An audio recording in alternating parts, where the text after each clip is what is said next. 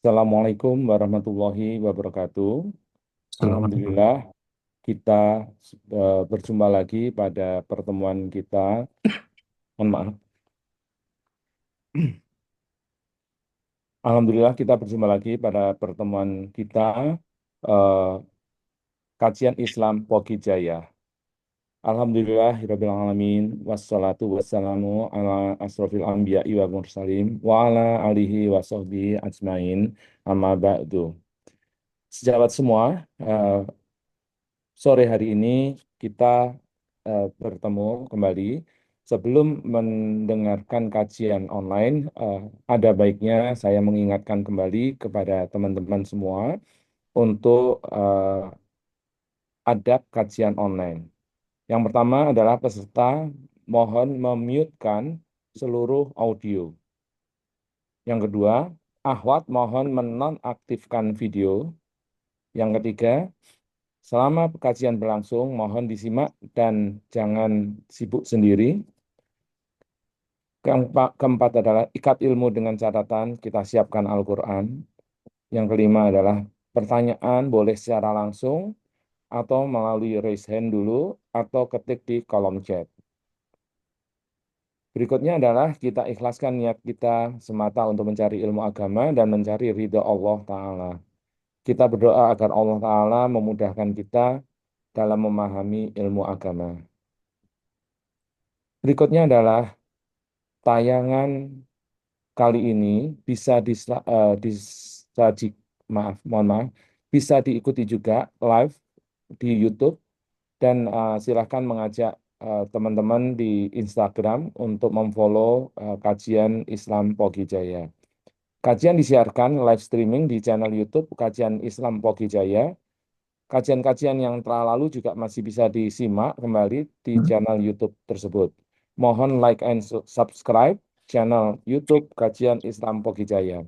Mohon juga follow Instagram Kajian Islam Pogi Jaya. Baiklah, kita sampai pada acara ini.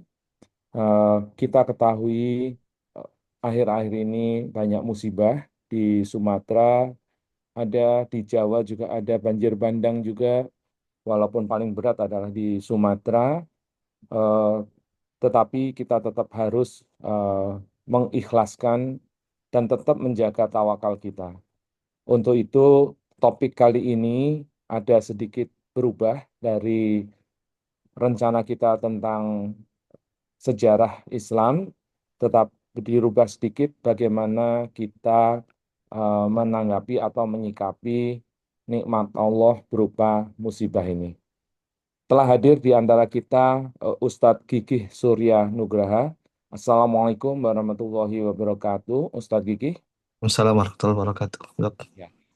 Monggo Ustadz Gigih, kami persilahkan waktu untuk presentasi sekitar 30 menit. Terima kasih. Baik. Bismillahirrahmanirrahim. Assalamualaikum warahmatullahi wabarakatuh. Innalhamdulillah. Waalaikumsalam warahmatullahi wabarakatuh. Innalhamdulillah. Nahmaduhu wa nasta'inu wa nastaghfiruhu wa nastahdi. Wa na'udzu billahi min syururi anfusina wa min sayyiati a'malina. Man yahdihillahu fala mudilla lahu wa man yudlil fala hadiya lahu. Asyhadu an la ilaha illallah wahdahu la syarika lahu wa asyhadu anna Muhammadan abduhu wa rasuluh. Qala Allahu azza wa jalla Ya ayyuhalladzina amanu taqullaha haqqa tuqatih wa la tamutunna illa wa antum muslimun amma ba'd.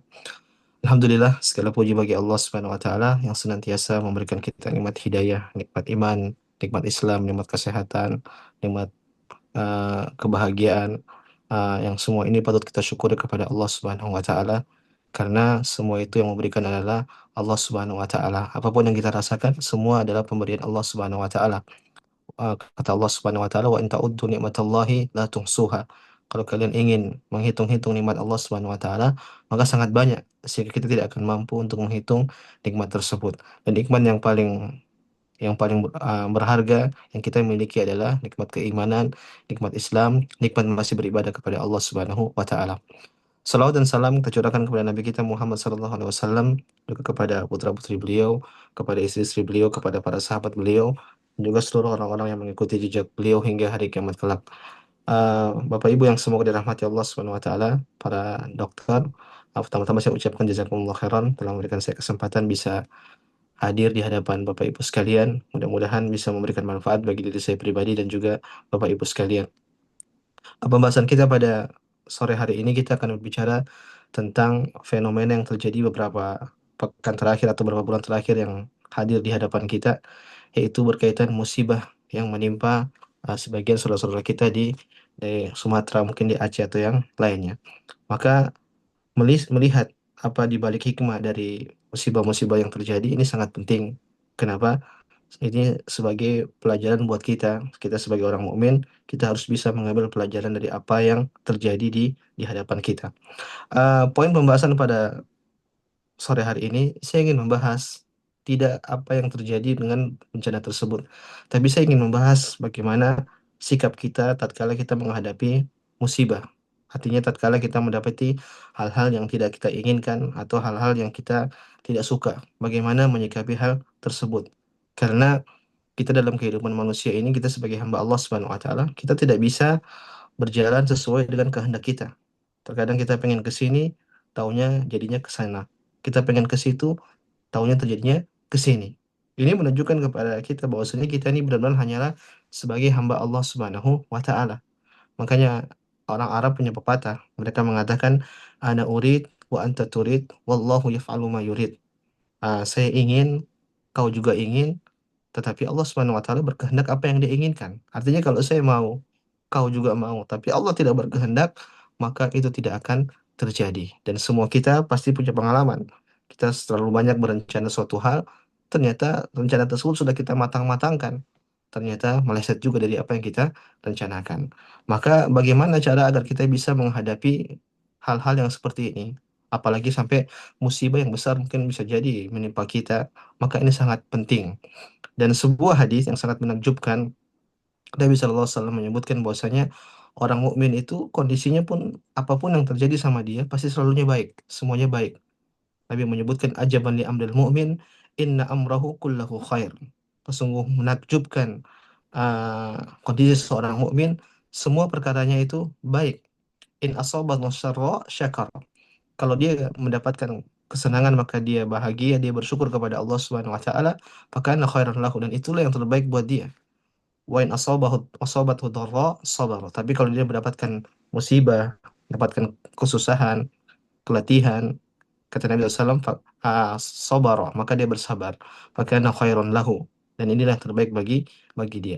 Ini menjadikan pelajaran kepada kita bahwasanya idealnya seorang mukmin itu apapun kondisi dia, mau senang, mau dapat musibah, harusnya kondisinya itu adalah ridho kepada Allah Subhanahu wa taala. Maka pembahasan kita sekarang bagaimana agar kita bisa sabar, kita bisa ridho tatkala kita mendapatkan ujian-ujian kehidupan. Dan sekali lagi, ujian kehidupan ini akan selalu silih berganti. Makanya seorang penyair mengatakan sama niyatun tajil al nasi kullihim. Wah, ada 8 perkara yang pasti akan menimpa seorang manusia, yaitu dia akan bertemu, kemudian dia akan berpisah. Senang, bahagia, senang, sedih, kemudian sakit, kemudian sehat. Ada hal-hal yang pasti akan berubah-ubah. Tidak mungkin seorang itu manusia akan berjalan dalam satu kondisi terus, apalagi kondisi yang diinginkan. Maka ini suatu hal yang mustahil. Bapak Ibu yang semoga dan yang dirahmati Allah Subhanahu wa taala, para ulama tatkala mereka menjelaskan tentang musibah, maka ada beberapa sikap yang disikapi oleh manusia. Artinya, tatkala musibah itu datang kepada seseorang, maka biasanya manusia itu menanggapi musibah tersebut atau ujian tersebut dengan beberapa sikap. Yang pertama, Bapak Ibu, sebagian orang mereka menyikapi dengan sikap yang disebut dengan para ulama al-jaza, dengan sikap al-jaza. Al-jaza itu marah, gelisah, tidak ridho, bahkan mungkin bisa jadi terungkap dengan mulutnya atau sikapnya yang membuat yang memperlihatkan bahwasanya dia tidak menerima takdir yang Allah Subhanahu wa taala berikan tersebut. Maka sikap seperti ini jamaah semua taala, ini adalah sikap yang terlarang, sikap yang diharamkan oleh syariat kita. Tatkala seorang mendapatkan musibah, maka dia eh, tidak boleh bersikap jaza. Apa itu sekali lagi jaza? marah, gelisah atau yang lainnya. Makanya dalam 10 hadis Nabi SAW memperingat atau apa namanya memperingatkan dengan sangat tegas tentang sikap jasa ini. Nabi menyebutkan laisa minna man darabal khudud wa syaqqal juyub wa da'a bid'awal jahiliyah. Kata Nabi SAW, bukan dari golongan kami orang yang suka pukul-pukul pipinya, wa syaqqal juyub yang suka narik apa namanya, yang dia narik bajunya, kemudian da'a bid'awal jahiliyah, kemudian dia berteriak-teriak atau mungkin berbicara seperti ucapan-ucapan orang jahiliyah dulu. Kenapa dia melakukan begitu? Karena dia mendapatkan musibah. Orang-orang jahiliyah dulu, Bapak Ibu semua taala, kalau mendapatkan musibah, dia tidak terima dengan musibah tersebut. Makanya para ulama menyebutkan di antara uh, tanda munafik, kalau dia dapatkan dunia, dia ridho. Tapi kalau tidak dapatkan dunia, dia tidak ridho, dia marah-marah. Nah, beginilah hal yang menimpa bagi orang-orang yang tidak menerima dengan musibah, tidak menerima musibah dan tidak menerima takdir Allah Subhanahu wa taala. Orang dahulu kalau dia ketika kehilangan apa namanya kehilangan saudaranya, mungkin ada yang meninggal atau mungkin kerabatnya, dia pukul-pukul pipinya. Mungkin zaman sekarang pun masih ada, mungkin dia sakiti dirinya. Ini nggak boleh yang seperti ini dalam syariat Islam. Ada yang mungkin sampai hancur-hancurin barangnya, mungkin dia lempar piringnya, dia banting HP-nya atau yang lainnya. Maka ini juga bentuk jaza. Tidak boleh seorang tatkala mendapatkan musibah akhirnya marah-marah, akhirnya merusakkan hartanya. Demikian juga ada orang-orang yang mendapatkan musibah, yang harusnya musibah itu membuat dia mendapatkan pahala besar di sisi Allah Subhanahu wa taala, justru dia dapat dosa besar, bahkan bisa menjadi kekufuran. Apa itu? Tatkala dia berucap dengan ucapan-ucapan yang sangat berbahaya. Ada orang yang tatkala dapat musibah, misalnya ada seorang dia mungkin kerja, mungkin anaknya 8, anaknya 9, tahu-tahu di PHK sama kantornya, maka keluar dari ucapan, ya Allah, kok nggak tahu apa saya punya anak 8, saya punya anak 9, betul saya bagaimana ini ya Allah. Ini kan bentuk protes kepada Allah Subhanahu wa taala, bentuk tidak menerima keputusan Allah Subhanahu wa taala. Jadi suudzon sama Allah Subhanahu wa taala, seakan-akan perbuatan Allah itu salah. Maka kita katakan sikap yang seperti ini tidak boleh dilakukan oleh seorang mukmin. Tidak boleh dilakukan seorang mukmin. Hukumnya haram. Saya ingatkan Nabi SAW sabda tadi, "Laisa minna man darabal khudud wa syaqqal juyub wa da'a bid'awal jahiliyah." Bukanlah dari golongan kami, kata Nabi SAW, itu orang yang pukul-pukul pipinya, kemudian narik-narik bajunya itu sampai robek, mungkin merusak hartanya, kemudian teriak-teriak dengan ucapan-ucapan orang-orang jahiliyah. Wallahu taala alam. Maka ini hukumnya haram. Kondisi kedua, Bapak Ibu yang semoga semua taala, orang dapat musibah, dapat ujian kehidupan, ada orang yang bersikap sabar. Apa itu sabar jamaah yang semoga taala? Sabar itu dia menahan dirinya dari hal yang membuat dia marah. Artinya gini jamaah, sabar itu dalam bahasa Arab artinya uh, dia menahan. Oke, hatinya mungkin masih sulit untuk menerima ujian, menerima musibah, tapi dia tahan dirinya. Maka inilah yang wajib dilakukan oleh seorang mukmin. Ini standar minimal yang harus dilakukan oleh seorang mukmin. Apa itu? Sabar. Sabar itu dia menahan dirinya. Dia hatinya mungkin masih gerundal, masih sulit untuk menerima takdir yang Allah Subhanahu wa taala berikan. Tapi dia tidak ungkapkan, dia tidak ekspresikan dengan diri dia. Dia tahan dirinya, dia tahan tangannya, dia tahan mulutnya, dia diam. Maka ini standar minimal yang harus dilakukan oleh seorang mukmin. Maka sabar hukumnya adalah wajib. Ini pahalanya sangat besar. Allah Subhanahu wa taala berfirman, "Innama yuwaffas sabiruna ajrahum bighairi hisab." Sesungguhnya pahala bagi orang-orang bersabar itu unlimited, tidak ada batasannya. Oleh karenanya para ulama tatkala mereka menjelaskan tentang sampai kapan bersabar, ya sampai mati. Makanya Allah mengatakan, "Wa'bud rabbaka hatta ya'tiyakal yaqin." Beribadalah kau kepada Allah Subhanahu wa taala sampai datang kematian kepada engkau. Artinya, kita harus sabar terus. Makanya dikatakan sabar itu ada batasnya. Ini salah juga. Kenapa sabar itu tidak ada batasnya? Kapan ada batasnya? Batasnya itu sampai seorang mati. Itulah baru puncak akhir dari kesabaran. Maka ini standar yang paling minimal yang harus dilakukan oleh seorang mukmin. Saya katakan itu sabar, meskipun mungkin hatinya masih sulit untuk menerima apa yang dia rasakan atau ujian yang dia alami atau musibah yang dia alami. Uh, Poin ketiga, Bapak Ibu semua semua taala, ini lebih tinggi daripada level sabar yang para ulama menyebutkan dengan ridho. Level ridho. Apa itu level ridho, Bapak Ibu? Level ridho itu hatinya udah legowo dengan ujian yang Allah Subhanahu wa taala berikan kepada dia. Dapat musibah, hatinya langsung tenang. Oh, inilah yang terbaik buat saya. Inilah yang terbaik buat saya. Inilah ketetapan Allah Subhanahu wa taala. Dan dia yakin bahwasanya al khairu makhtarahullah. Yang terbaik itu apa yang dipilih oleh Allah Subhanahu wa taala. Ini di luar kemampuan saya. Kalau Allah sudah pilihkan saya yang begini, berarti ini yang terbaik. Kalau ujian ini datang kepada saya, berarti ini yang terbaik. Kalau musibah yang datang ini kepada saya, berarti inilah yang terbaik. Allahu Akbar. Ini level lebih tinggi lagi. Lebih tinggi daripada sabar. Kalau sabar tadi saya ulang, dia diem, tapi hatinya mungkin masih berat untuk menerima, masih gerundel. Tapi kalau itu dia terima semua apa yang Allah Subhanahu wa taala berikan kepada dia. Dalam hadis Nabi SAW menyebutkan, Man radiya falahu ridho. Barang siapa yang ridho dengan Allah Subhanahu wa taala, maka Allah pun ridho kepada dia. Wa man saqita falahu sukhtu. Barang siapa yang murka, tidak suka dengan Allah Subhanahu wa taala, dengan takdir Allah Subhanahu wa taala, maka Allah pun akan murka sama dia. Maka jamaah ini level lebih tinggi lagi. Levelnya para wali. Yaitu seorang dapat musibah, langsung dia ridho dengan apa yang Allah Subhanahu wa taala tetapkan bagi dia. Ini lebih tinggi daripada sabar. Ada satu level lagi lebih tinggi jamaah yang semoga dirahmati Allah Subhanahu wa taala. Para ulama menyebutkan dengan syukur. Dengan apa? Syukur.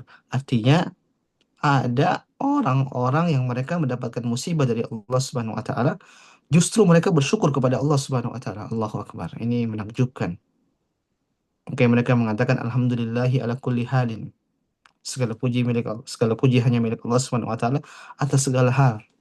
Artinya dapat musibah, dia pun merasa bersyukur. Kenapa?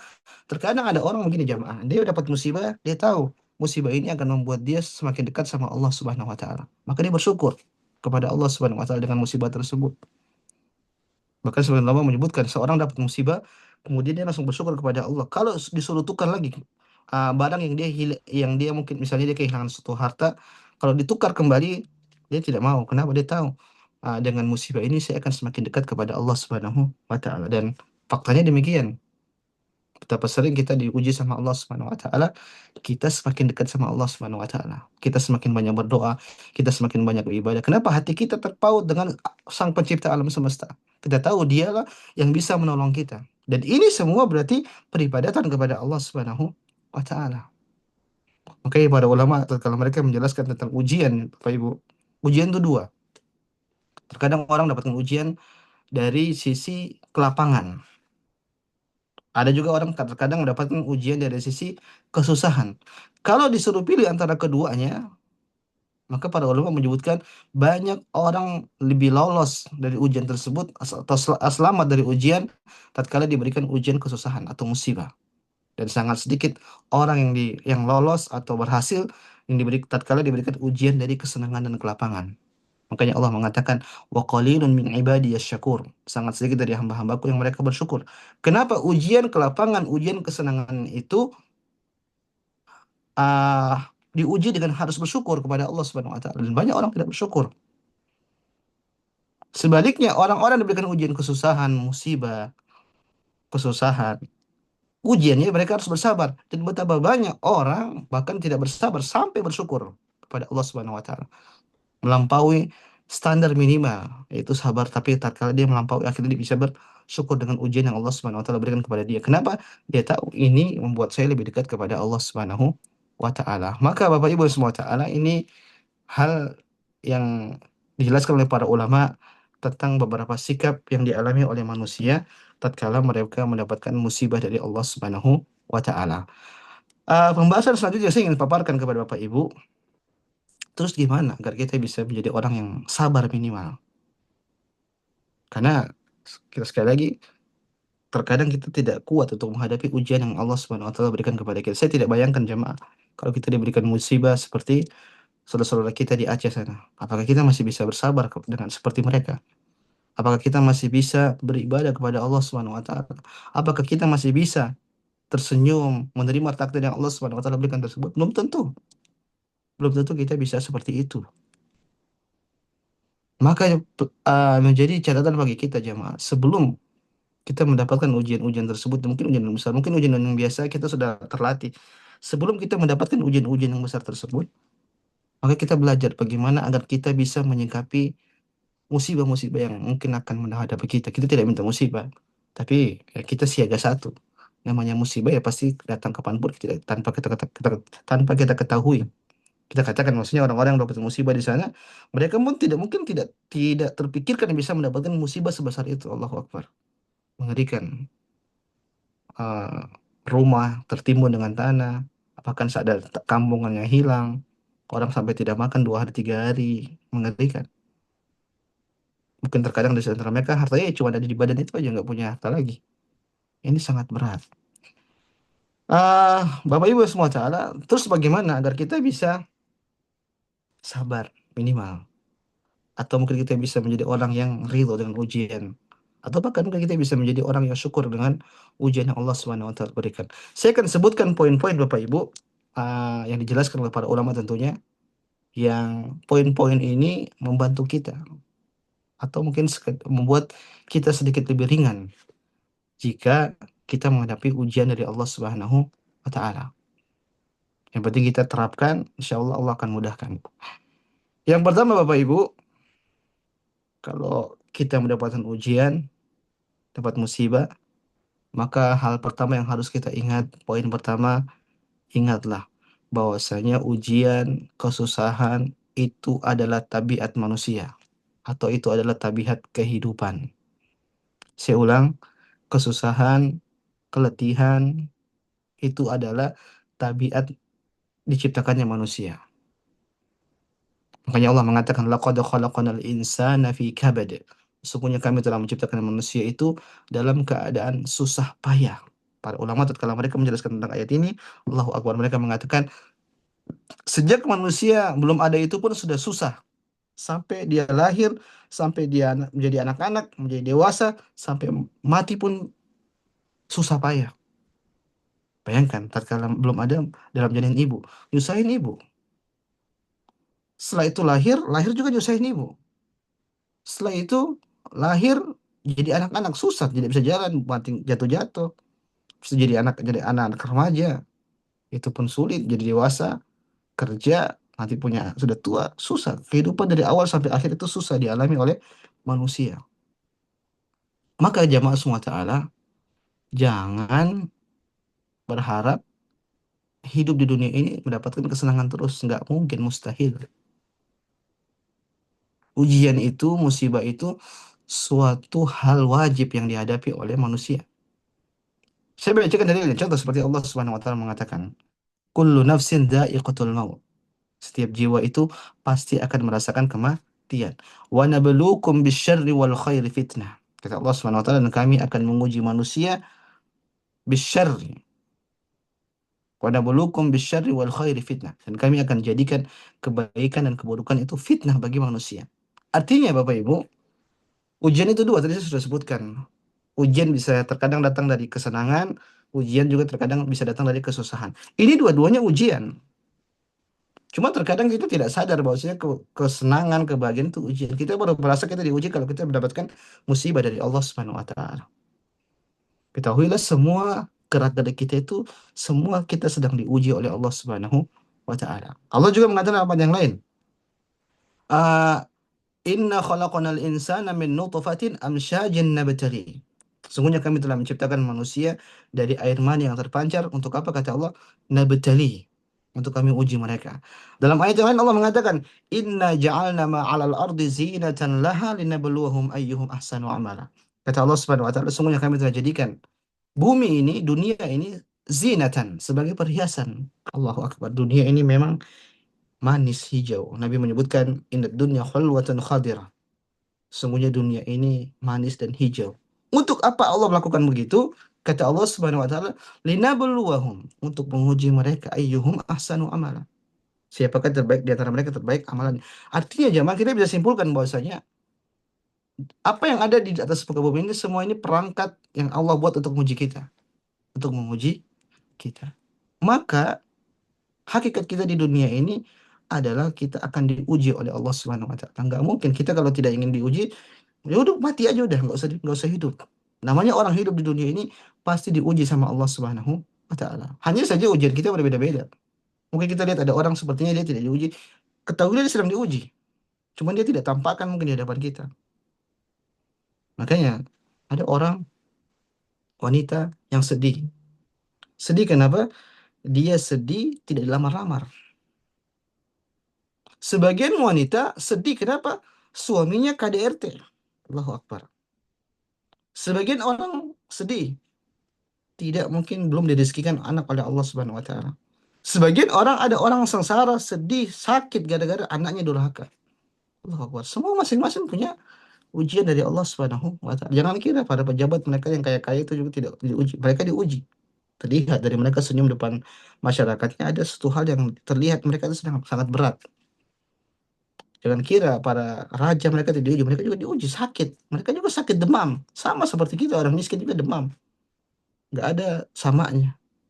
Nggak ada bedanya. Sama semua kita namanya manusia pasti akan diuji oleh Allah Subhanahu wa taala. Imam Syafi'i pernah mengatakan, "Bihanuz zaman la tanqadi wa sururuhu ya'tika kal a'yad." Kata Imam Syafi'i, ujian-ujian kehidupan itu akan datang silih berganti terus, wa sururuhu ya'tika kal a'yad. Adapun kesenangan itu hanya akan datang sesekali. Maka jamaah semua tadi ini poin pertama yang harus kita pahami bahwasanya ujian kehidupan itu pasti ada, nggak mungkin nggak ada. Entah, cuman ujiannya itu bertingkat-tingkat. Terkadang datang kita sudah biasa, terkadang besar. Makanya jamaah dia hakikatnya kita di hidup di dunia ini pasti ketemu masalah terus. Cuman masalah yang kita dapat yang ringan itu karena kita sudah terbiasa. Nanti kita akan mendapati masalah terus, masalah terus, masalah terus. Terkadang besar, terkadang kecil sudah bisa kita selesaikan. Maka yang jadi masalah itu bukan bagaimana kita lari dari masalah, tapi bagaimana kita bisa menyikapi musibah ujian yang Allah Subhanahu wa taala berikan kepada kita. Sekali lagi, kenapa kalau kita lari dari kita nggak bisa lari dari takdir tadi ujian yang Allah Subhanahu wa taala tetapkan kepada kepada kita. Ini poin pertama. Poin kedua, Bapak Ibu yang semua taala, yaitu mengingat bahwasanya yang memberi ujian itu Allah Subhanahu wa taala. Yang memberikan ujian, yang memberikan musibah itu Allah Subhanahu wa taala. Makanya kalau kita mendapatkan ujian apa yang kita lakukan? Apa yang kita ucapkan? Qaddarallahu wa ma syaa fa'al. Ah, Allah lah yang menakdirkan dan Allah berkehendak apapun apa yang Allah perbuat, apa yang Allah kehendaki. Maka semua yang terjadi ini Allah yang buat. Allah mengatakan ma asabaka min musibatin illa bi idznillah. Barang siapa ma asaba min musibatin, tidak ada satu musibah yang datang kepadamu kecuali itu datangnya atas izin Allah Subhanahu wa taala. Wa may yu'min billahi yahdi qalba. Barang siapa yang beriman atas tersebut, Allah akan berikan hidayah kepada dia. Akan berikan petunjuk kepada dia ke dalam hatinya. Wallahu bikulli syai'in alim. Dan Allah Subhanahu wa taala mengetahui atas segala sesuatu. Jadi gini jemaah, kita dapat musibah, kita harus langsung yakin ini Allah yang buat. Kalau kita bisa yakini itu dengan baik, insya Allah kita akan lebih tenang untuk menghadapi ujian tersebut. Kenapa kita tahu? Allah itu kalau berbuat sesuatu hal pasti ada hikmahnya. Nggak mungkin nggak. Pasti ada hikmahnya. Dan Allah maha tahu atas hamba-hambanya. Ingat jemaah semua, Allah punya kaidah. Dalam Al-Quran Allah mengatakan, La yukallifullahu nafsan illa wus'aha. Allah itu tidak akan membebani hamba-hambanya melebihi kapasitasnya. Melebihi kapasitasnya. Berarti jemaah, ujian kalau diberikan oleh Allah kepada kita, kita masih bisa menghadapinya, masih bisa hidup, berarti kita masih mampu untuk menghadapi ujian tersebut. Kita harus harus husnudzon. Berarti saya masih bisa mampu. Kenapa? Allah tidak akan memberikan musibah lebih dari kemampuan hambanya tersebut. Kapan lebih? Udah mati. Kalau kita udah diberikan ujian lebih, berarti kita tinggal sudah mati, udah nggak bisa mendapatkan ujian tersebut. Maka Bapak Ibu semua taala, ingatlah ujian yang berikan itu Allah Subhanahu wa taala, dan kaidah juga menyebutkan al khair makhtarahullah. Yang terbaik itu adalah apa yang dipilih oleh Allah Subhanahu wa taala. Maka khusus sama Allah pasti ada hikmahnya dari ujian atau musibah yang Allah Subhanahu wa taala berikan kepada kepada kita. Kemudian jamaah semua yang ketiga, saya akan sebutkan secara cepat, waktu kita tidak lama, 30 menit. Yang ketiga, yaitu musibah itu adalah tanda kecintaan Allah Subhanahu wa taala kepada kita. Mohon Musibah. izin, Oh ya. ditambah lagi. Oh, Saya 60 menit, silakan. oh baik. Kemudian yang ketiga, Bapak Ibu semua taala, di antara hal poin yang harus kita pahami tatkala kita mendapatkan musibah supaya agak agak sedikit ringan untuk menghadapi ujian tersebut, ingatlah bahwasanya musibah, ujian itu adalah tanda kecintaan Allah Subhanahu wa taala. Tanda kecintaan Allah Subhanahu wa taala. Apa dalilnya? Dalam sebuah hadis Nabi SAW pernah bersabda, "Man yuridillahu bihi khairan yusib minhu." Barang siapa yang dikehendaki kebaikan oleh Allah Subhanahu wa taala, Allah akan uji dia. Saya ulang, barang siapa yang dikehendaki kebaikan oleh Allah Subhanahu wa taala, maka Allah akan menguji dia. Maka jamaah semua taala, tadi kita sebutkan poin kedua. Kalau kita dapat musibah, kita yakin ini Allah yang apa? Yang memberikan ujian tersebut. Maka poin selanjutnya yang kita hadirkan dalam diri kita yakin kita husnudzon. Jangan-jangan ini tanda kebaikan Allah yang Allah berikan kepada kita. Kenapa Nabi pernah bersabda, barang siapa yang dicintai oleh Allah Subhanahu wa taala, Allah akan uji dia. Kalau kita bisa husnudzon begini, insya Allah kita akan tegar, akan kuat menghadapi ujian tersebut. Dalam hadis yang lain, Nabi SAW menyebutkan, Inna Allaha idha ahabba qawman ibtalahum. Allah itu kalau sudah mencintai suatu kaum, Allah uji mereka. Allah uji mereka. Maka husnudzon. Oke lah, misalnya banyak dalil menyebutkan ujian itu datang dari dosa kita. Ya berarti ini teguran. Dhaharal fasadu fil barri wal bahr bima kasabat aydin nas. Kata Allah Subhanahu wa taala, terjadi kerusakan di lautan dan daratan karena ulah-ulah tangan manusia. Liyudhiqahum, kata Allah Subhanahu wa taala, untuk mengingatkan kalian bahwasanya kalian itu telah melakukan hal keburukan supaya kalian kembali kepada Allah Subhanahu wa taala. Oke lah, kita banyak dosa. Allah kasih uji. Berarti ini tanda cinta Allah sama kita supaya kita sadar bahwasanya kita harus buru-buru kembali kepada Allah Subhanahu wa taala. Maka jamaah semua taala, terkadang itu musibah memang datang dari dosa. Tapi tidak semua musibah itu datang karena dosa. Saya ulang, dosa itu bisa mendatangkan musibah, tapi tidak semua musibah datang karena dosa. Kenapa? Terkadang Allah pun datangkan musibah karena Allah cinta sama dia. Dia tidak berdosa, tapi Allah datangkan musibah karena Allah cinta sama dia. Makanya jamaah semua taala, siapa orang yang paling berat ujiannya? Manusia. Kata Nabi SAW, yaitu para nabi. Nabi SAW bersebutkan, Nabi ditanya, ayun nas asyadul bala. Wahai Rasulullah, siapa orang yang paling berat ujiannya? Kata Nabi, al-anbiya summal amsal fal amsal. Nabi menyebutkan yang paling berat ujiannya itu para nabi, kemudian orang yang semisal seperti Nabi dan semisalnya. Itu orang-orang soleh berarti. Kemudian Nabi menyebutkan, yubtalan nasu ala qadri niyatihim, ala dinihim. Seorang itu akan diuji oleh Allah Subhanahu wa taala sesuai dengan agamanya. Artinya jemaah, semakin soleh seseorang, semakin tinggi keimanan seseorang, maka akan semakin berat ujiannya, akan semakin berat ujian dari Allah Subhanahu wa taala. Semakin orang tipis keimanannya, maka akan lebih ringan ujiannya lebih ringan ujiannya daripada orang-orang mukmin. Makanya jemaah semua, orang yang paling berat ujiannya siapa di antaranya kira-kira? Yaitu Nabi kita Shallallahu Alaihi Wasallam. Di antara orang yang paling berat ujiannya itu Nabi kita Muhammad Shallallahu Alaihi Wasallam. Bayangkan jemaah, antum lihat dari kecil beliau sudah mendapatkan ujian yang sangat berat, mendapatkan ujian yang sangat berat.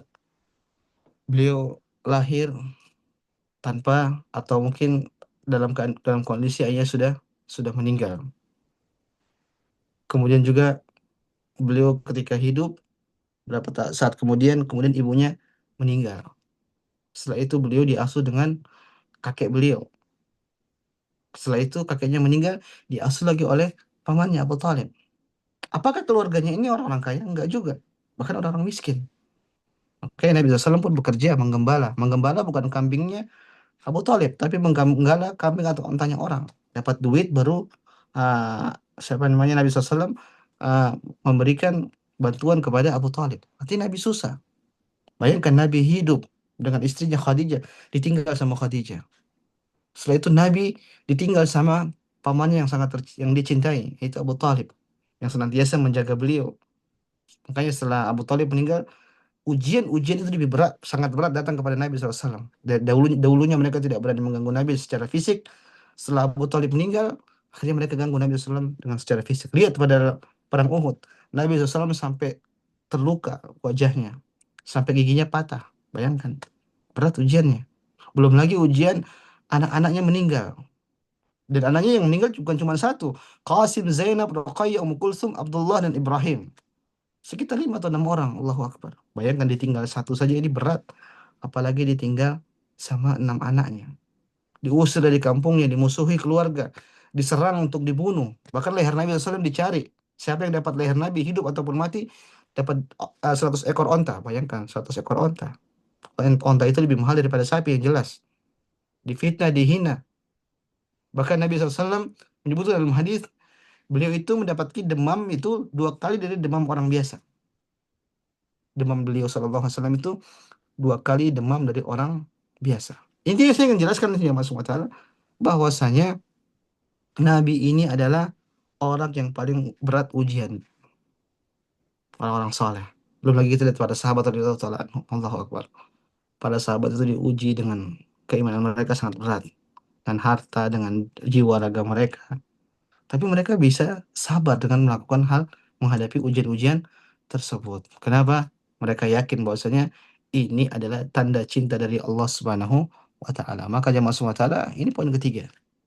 Kalau kita dapat musibah, dapat ujian, ingat bahwa Nabi SAW bersabda, Innallaha idza ahabba qauman ibtalahum. Sesungguhnya Allah Subhanahu wa taala itu kalau menginginkan kebaikan kepada suatu kaum, maka Allah uji mereka. Dalam hadis yang lain Nabi menyebutkan, man yuridillahu bihi khairan yusib minhu. Barang siapa yang dikehendaki kebaikan oleh Allah Subhanahu wa taala, maka Allah akan uji dia. Allah taala alam. Poin yang selanjutnya jamaah semua yang keempat. Dijelaskan oleh para ulama bahwasanya musibah, ujian itu bisa menghapus dosa. Musibah, ujian itu bisa menghapus dosa seorang hamba. Allahu Akbar. Kita tahu kita ini banyak dosa berjamaah. Setiap hari kita beraktivitas pasti ada dosa yang kita lakukan. Makanya Nabi menyebutkan kullu bani Adam khata'. Setiap anak Adam itu pasti melakukan kesalahan. Pasti, nggak mungkin tidak. Nggak mungkin siapa di sini yang berani klaim saya hari ini belum berdosa? Nggak mungkin. Allah menyebut dalam hadits qudsi, ya ibadi innakum tukhti'una bil-laili wan-nahar wa ana aghfiru dzunuba jami'a fastaghfiruni aghfir lakum. Wahai anak Adam, kalian itu senantiasa melakukan kesalahan di siang hari dan di malam hari. Fastaghfiruni aghfir lakum. Maka minta ampunlah kepadaku, niscaya aku akan ampuni kalian. Kita ini banyak dosa berarti. Nah, salah satu kebaikan Allah Subhanahu wa taala, ternyata Allah memberikan musibah kepada hamba-hambanya untuk sebagai penggugur dosa. Apa dalilnya? Nabi SAW pernah bersabda, Ma yusibul muslim min nasabin wala wasabin wala hammin wala haznin wala adan wala ghammin hatta syauka yushakuha illa kaffarallahu biha min khataya. Kata Nabi SAW, tidak seorang muslim. Dia tertimpa nasab. Nasab itu capek jemaah. Letih. Wala wasabin. Wasab itu penyakit. Wala hammin atau terkena kekhawatiran. Wala husnin atau kesedihan. Wala adan atau mungkin gangguan. Wala ghammin. Mungkin kegalauan, kegelisahan. Hatta syauka yushakuha, bahkan duri yang menusuk kakinya, illa kafarallahu biha min khataya, kecuali hal-hal tersebut akan menggugurkan dosanya. Allahu Akbar jamaah. Lihat, cuman sekedar capek aja, capek. Saya rasa kita semua capek Bapak Ibu, apalagi Masya Allah punya tugas yang mulia, bisa membantu manusia dalam bidang kesehatan. Ini pekerjaan yang sangat mulia. Terkadang melayani itu capek. Ketahuilah, capek tersebut kalau datang karena niat, karena Allah Subhanahu wa taala, ini berpahala besar di sisi Allah Subhanahu wa taala, bahkan bisa menggugurkan dosa. Allahu Akbar. Terus gimana Bapak Ibu kalau mendapatkan musibah-musibah besar? Capek aja ada pahalanya, ada penggugur dosa. Apalagi musibah-musibah besar. Bagaimana lagi dengan orang-orang mendapatkan musibah seperti di Aceh sana, atau seperti di Medan, di Padang. Allahu Akbar. Pahalanya akan dihapus, dosanya akan dihapus oleh Allah Subhanahu wa taala dengan syarat kalau dia bersabar. Maka jemaah semua taala, apa doa menjenguk orang sakit?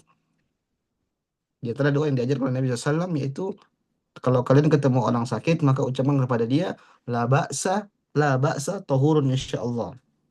Tidak mengapa, semoga ini menjadi penggugur dosamu. Allahu Akbar. Tahurun itu suci. Tahur insya Allah, suci insya Allah, bersih insya Allah. Artinya bersih, suci dari dosa dosa. Berarti ini Nabi mengajarkan kepada kita bahwasanya eh, namanya ujian, sakit, yang lain-lain itu bisa menjadi penggugur penggugur dosa. Dalam hadis yang lainnya Mas taala Nabi SAW pernah bersabda, ma yazalul bala bil mu'min wal mu'minah fi nafsihi wa waladihi wa malihi hatta yalqallaha wa ma alaihi khati'atun." Dalam hadis yang lain, Nabi SAW menyebutkan bahwasanya tidaklah seorang mukmin atau mukminah dia diuji oleh Allah Subhanahu wa taala, mungkin pada dirinya atau mungkin daripada diuji anaknya atau mungkin hartanya diuji dari sisi hartanya, hatta yalqallaha wa ma alaihi khati'ah. Dan diuji tersebut sampai akhirnya nanti dia ketemu Allah Subhanahu wa taala dalam keadaan tidak membawa dosa. Kenapa? Dosanya udah habis digugurkan oleh musibah-musibah yang dia hadapi. Allahu Akbar. Berarti ini sangat hal yang harus kita perhatikan bahwasanya musibah itu bisa menggugurkan dosa. Ustaz, kalau berarti gitu kita boleh. Kalau gitu kita minta dosa aja lah. Kita minta musibah aja lah. Supaya kalau supaya azab-azab yang harusnya kita hadapi di akhirat diuji di dunia. Artinya minta minta minta hukuman itu dibayar di dunia aja.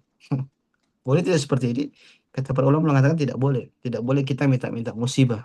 Nabi menyebutkan, la tatamannau liqa'al adu wa sallallahu al-afiyah. Jangan kalian minta ketemu dengan musuh Allah Subhanahu wa taala wa sallallahu al-afiyah, dan mintalah kepada Allah, mintalah keselamatan. Artinya setelah kita paham bahwasanya ujian itu bisa menggugurkan dosa, tapi tetap kita tidak boleh meminta musibah di sisi Allah Subhanahu wa taala. Tapi kalau kita mendapatkan musibah maka husnudzon, maka bersabarlah supaya dari musibah tersebut kita akan mendapatkan pahala di sisi Allah Subhanahu wa taala. Maka jemaah semua taala, ini poin keempat, bahwasanya susahan, kesedihan, keletihan, kecapean, musibah itu semua bisa menggugurkan dosa. Kemudian yang kelima jemaah semua taala. Poin yang kelima, bagaimana agar kita bisa sabar, kita bisa ridho dengan ujian yang Allah Subhanahu wa taala berikan kepada kita. Kata para ulama, ingatlah bahwasanya musibah itu bisa mengangkat derajat seseorang. Musibah bisa mengangkat derajat seseorang. Saya bacakan hadisnya Bapak Ibu. Nabi Shallallahu Alaihi Wasallam pernah bersabda, Inna rajula la yakunu lahu indallahil manzilah. Ada seorang yang telah ditetapkan oleh Allah Subhanahu wa taala derajatnya sangat tinggi di surga. Artinya derajatnya tinggi orang ini. Fama yablughuha bi'amalin. Tapi ternyata amalnya itu tidak mengangkat dia ke derajat tersebut. Fama yazalu yabtalihi bima yakrah hatta yuballighahu iyyaha. Maka dia pun senantiasa maka Allah pun senantiasa menguji dia, memberikan dia ujian sampai dengan ujian tersebut akhirnya dia naik ke derajat yang telah Allah tetapkan. Saya analogikan ya Mas. Maksud hadis ini begini. Surga itu kan bertingkat-tingkat. Surga itu darajat ke atas. Adapun neraka darokat turun ke bawah. Maka masing-masing orang itu mendapatkan surga sesuai dengan derajatnya. Nah, ini ada orang kata Nabi SAW, ada orang dia sudah ditetapkan derajatnya tinggi.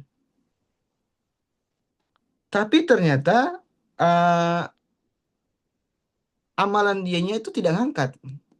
Amalan dia tidak mengangkat dia untuk derajat di atas. Harusnya gini, artinya gini. Dia mungkin cuma mengerjakan amalan wajib doang. Mungkin soal 5 waktu saja, atau mungkin soal apa namanya puasa Ramadan saja. Itu aja yang wajib-wajib. Padahal untuk mencapai di sini harusnya dia tambah amalan lain, amalan sunnah. Tapi dia tidak lakukan. Terus gimana supaya orang ini bisa naik ke atas? Maka Allah kasih ujian buat dia. Allah berikan musibah kepada dia. Allah memberikan takdir buruk kepada dia.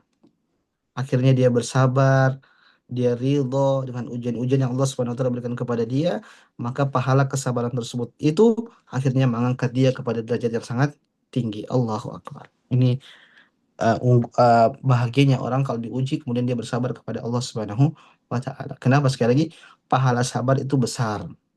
Belum lagi kalau orang diuji sama Allah Subhanahu wa taala dengan musibah, dia tidak akan sombong, dia akan rendah diri.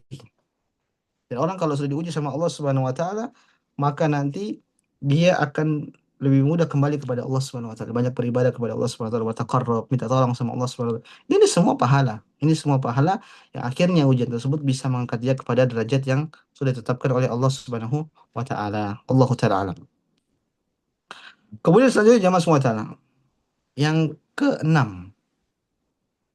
Poin yang keenam disampaikan oleh para ulama, eh, bagaimana agar kita bisa lebih ringan menghadapi ujian yang Allah SWT berikan kepada kita, musibah. Maka kata para ulama, yaitu lihatlah orang-orang yang lebih susah dari kita. Maka lihatlah orang-orang yang lebih susah daripada kita. Ini adalah solusi yang dibuat, diajarkan oleh Nabi SAW. Nabi SAW pernah bersabda, Unzuru ila man huwa asfala minkum. Lihatlah orang-orang yang ada di bawah kalian. Wala tanzuru ila man huwa fawqakum. Dan janganlah kalian melihat orang-orang di atas kalian. Fa innahu ajdaru alla tazdaru ni'matallahi alaikum. Karena hal tersebut akan membuat kalian tidak meremehkan nikmat yang telah Allah Subhanahu wa taala berikan kepada kalian. Ikhwani fiddin jamaah semua taala, ini sangat penting. Sangat penting kita hadirkan dalam diri kita agar kita melihat orang-orang di bawah kita. Yang jadi problem zaman sekarang ini kita sering lihatnya ke atas. Maka jadilah kita sebagai orang yang tidak qanaah, tidak menerima dengan apa yang Allah Subhanahu wa taala berikan kepada kita. Kita tidak cukup. Kenapa? Kita terpengaruh melihat orang-orang yang hedon, mungkin yang pamer-pamer kekayaan, kita lihat akhirnya kita ke bawah ingin ngejar-ngejar tersebut. Dan kalau kita sudah punya sikap seperti ini, kita akan tidak pernah akan menderita. Kita tidak akan pernah bahagia, saya ulang. Kita tidak akan pernah bahagia. Justru kita akan menjadi orang yang sengsara terus. Kenapa? Kita akan merasa kita jadi orang yang susah karena kita lihat orang-orang yang lebih bahagia daripada kita. Maka jamaah, lihat itu ke bawah, jangan lihat ke atas. Kalau kita susah, lihat ya, yakinlah bahwasanya di sana ada orang yang lebih susah daripada kita. Di sana ada orang yang lebih susah daripada kita. Nggak usah. Makanya saya kata akhir-akhir ini lihat saudara-saudara kita di Aceh, di Padang, di Medan. Harusnya akhir-akhir ini kita ini menjadi orang yang paling bersyukur kepada Allah Subhanahu wa taala. Allahu Akbar. Di sana mereka makan susah, gak punya makanan. Kita sekarang bingung mau makan apa. Bukan nggak ada makanan, saking banyaknya makanan. Sampai bingung. Sore ini nanti saya makan apa ya?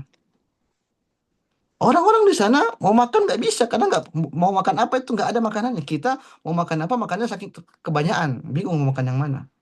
Allahu Akbar. Kalau akhir-akhir ini kita tidak bersyukur sama Allah Subhanahu wa taala, hati-hati. Jangan-jangan hati kita sudah mati. Jangan-jangan hati kita sudah mati, sudah terlalu keras sehingga tidak bisa tersentuh, tidak bisa terenyuh dengan apa yang ada di sekitar kita. Ini sangat bahaya yang seperti ini. Maka jemaah semua taala, lihatlah orang-orang lebih susah daripada kita. Kemudian selanjutnya yang ingin saya sampaikan pada kesempatan ini terakhir, itu musibah dapat menangkal penyakit hati. Musibah itu dapat menyangkal penyakit hati. Artinya gini jemaah semua taala. Kita sebagai manusia kalau tidak pernah diuji sama Allah Subhanahu wa taala, artinya kita diuji dengan kesenangan terus. Kesenangan itu kan juga ujian. Artinya kita dikasih ujian kesenangan terus, tidak diuji dengan kesusahan. Hati kita ini akan keras dan kita akan mudah untuk terkena penyakit hati. Akhirnya terkena penyakit sombong, ujub, ria. Ini penyakit-penyakit yang bahaya, yang terkadang terjangkiti kepada orang, tapi orangnya tidak tahu, dia tidak sadar kalau dia sedang kena penyakit itu. Ini bahaya sekali. Ada orang sombong tapi dia tidak sadar, ini bahaya. Kenapa? Terkadang sombong itu karena dia punya punya segalanya, dia merasa punya ini, punya itu. Ada orang ujub. Ujub dengan apa? Dengan apa yang dimiliki. Pintaran mungkin, kecerdasan, popularitas. Ujub akhirnya, tapi dia tidak sadar. Ada orang mungkin dia ria sekarang, tapi dia tidak sadar kalau dia ria. Nah, penyakit-penyakit ini bisa hilang kalau ada namanya musibah. Kalau ada orang kena musibah tapi akhirnya masih kotor juga, ini terlaluan. Tapi biasanya musibah itu akan memberikan ketenangan atau kebersihan kepada hati seseorang. Dan kita butuh dengan bersihnya hati. Makanya Allah mengatakan la uh, yauma la yanfa'u malun wala banun illa man atallaha biqalbin salim. Pada hari kiamat nanti harta anak-anak itu sudah tidak bermanfaat lagi kecuali orang-orang yang datang dalam keadaan hatinya itu salim, hatinya itu selamat, hatinya itu sehat, hatinya itu bersih. Maka jemaah semua taala, musibah itu bisa memberikan kebersihan dalam hati kita. Dan kalau hati kita bersih, insya Allah seluruh tubuh kita baik. Nabi menyebutkan inna fil jasadi mudghah. Dalam jasad seseorang itu ada segumpal daging. Idza saluhat jasadu kullu wa idza fasadal jasadu kullu. Kalau daging tersebut sehat maka semuanya akan sehat, dan kalau daging tersebut sakit maka semuanya akan sakit. Apa itu? Al-qalbu, yaitu hati. Makanya sering kalau kita pergi ke dokter, dokter sering tanya, biasanya terkadang nanya, "Bapak lagi banyak pikiran ya?" Iya, lagi banyak pikiran. Itulah sumber penyakit. Kenapa? Banyak mikir itu sumber penyakit. Mungkin dia dengki sama orang, mungkin dizalimi sama orang, dia tidak terima, tidak ridho dengan keputusan Allah Subhanahu wa taala. Ini bisa membuat orang sakit. Kenapa? Kalau hati sakit, maka tubuh akan menjadi sakit. Maka jemaah semua taala, ini diantara hal yang perlu kita pahami, bahwasanya musibah itu bisa menangkal penyakit hati dalam seseorang. Kita tidak akan sombong, kita tidak akan ujub, kita tidak akan jauh dari ria. Kenapa? Kita tahu kita ini lemah. Kita hanya seorang hamba Allah Subhanahu wa taala. Allah taala jamaah semua taala, Bapak Ibu, ini di antara poin-poin yang disampaikan oleh para ulama yang bisa membantu kita agar kita bisa menjadi hamba-hamba yang bersabar minimal, apalagi sampai bisa ridho, apalagi bisa sampai syukur tatkala kita diberikan ujian musibah dari Allah Subhanahu wa taala. Ingat sekali lagi, Nabi menyebutkan, ajaban li amril mu'min inna amrahu kullahu khair. Sungguh menakjubkan kondisi seorang mukmin, semua perkaranya itu baik. Kondisi apapun dia baik. Kalau dia menerima ujian kesenangan, maka dia bersyukur. Inilah tugas kita kalau dapat kelapangan. Wa in asabathu dharra sabara. Tapi kalau dia mendapatkan ujian musibah, maka dia bersabar. Maka ujian kalau diberikan kesenangan syukur, kalau diberikan musibah kesusahan maka bersabar. Dan inilah yang terbaik bagi seorang mukmin. Semoga Allah Subhanahu wa taala menjadikan kita sebagai hamba-hamba yang bisa lapang, bisa ridho, bisa bersyukur bahkan untuk menghadapi takdir-takdir buruk atau ujian atau musibah yang Allah Subhanahu wa taala berikan kepada kepada kita semua. Wallahu taala alam. Bapak Ibu, saya kembalikan kepada moderator. Silakan, Dokter. Jazakumullah khairan. Jazakumullah khair. Terima kasih Pak Ustadz telah memberi kita ingatan bahwa ada tiga sikap, ada empat sikap, yaitu jaza, sabar, ridho, dan syukur.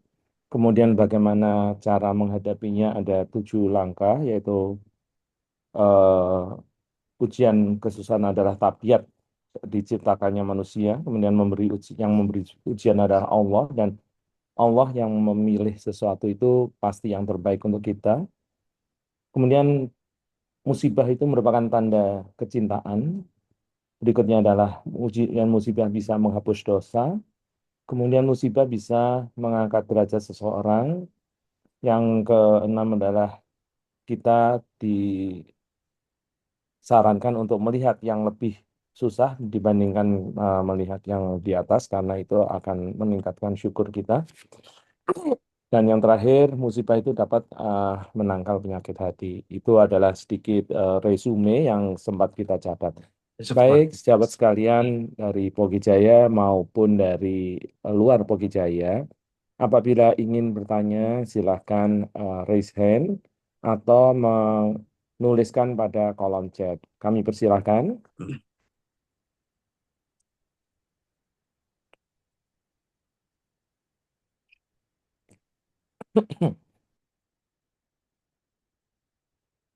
Apakah ada yang ingin ditanyakan?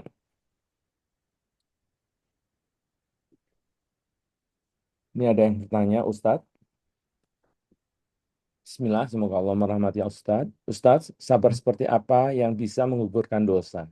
Jika pada awalnya sempat mengeluh dan tidak ikhlas, lalu lama-kelamaan menjadi ikhlas dan bersabar, apakah tetap akan mendapatkan keutamaan penghapusan dosa? Jazakallahu khairan Ustadz. Terima kasih. Ah, baik, pertanyaannya bagus. Pertanyaannya, sabar seperti apa yang bisa yang dipuji sama Nabi SAW atau diganjar pahala besar oleh Allah Subhanahu Wa Taala? Ah, Pertanyaan ini dijawab oleh sebuah hadis. Dalam kisahnya, suatu ketika Nabi SAW pernah melihat ada seorang wanita, dia itu kehilangan anaknya, anaknya meninggal. Maka Nabi datang di balik belakangnya, kemudian Nabi mengatakan, Ittaqillaha wasbiri. Wahai ibu, bertakwalah kepada Allah dan kau bersabar. Tatkala itu ibu ini nangis-nangis, artinya dia tidak terima dengan ujian tersebut. Akhirnya dia mengatakan, kau siapa? Kau pergi. Kau tidak tahu apa yang saya rasakan. Ibu ini nggak tahu kalau di belakang itu Nabi SAW. Dia mengatakan, kau tidak tahu apa yang saya rasakan sekarang ini. Artinya dia nimpali nasihat dari Nabi SAW. Maka ibu ini pun pergi ibu ini Nabi pun pergi.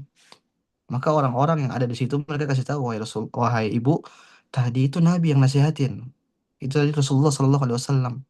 Maka ibu ini pun terkaget. Akhirnya dia kejar Nabi SAW ke rumahnya Nabi SAW. Maka dia cerita sama Nabi, Rasulullah, saya tidak tahu kalau itu kau, wahai Rasulullah. Maka Nabi mengatakan, innama sabru inda salamatil ula. Sesungguhnya kesabaran itu pada hentakan pertama. Sabar itu pada hentakan pertama. Para ulama tatkala mereka menjelaskan tentang hadis ini, mereka menyebutkan bahwasanya sabar yang mendapatkan ganjaran sangat besar dan sangat dipuji oleh Allah Subhanahu wa taala, yaitu sabar tatkala hendakan pertama. Artinya tatkala mendapat ujian, musibah langsung bisa sabar. Itulah yang dapatkan pahala besar. Tapi kalau nunggu sabar 3 hari, 4 hari, 5 hari, ya itu ya terpaksa mau gimana lagi. Tapi yang menjadikan sabar yang paling utama yang dijelaskan oleh para ulama yang pahalanya sangat besar, inda sadamatil ula, yaitu tatkala mendapatkan hentakan pertama, dan inilah yang dijelaskan oleh Nabi Muhammad SAW.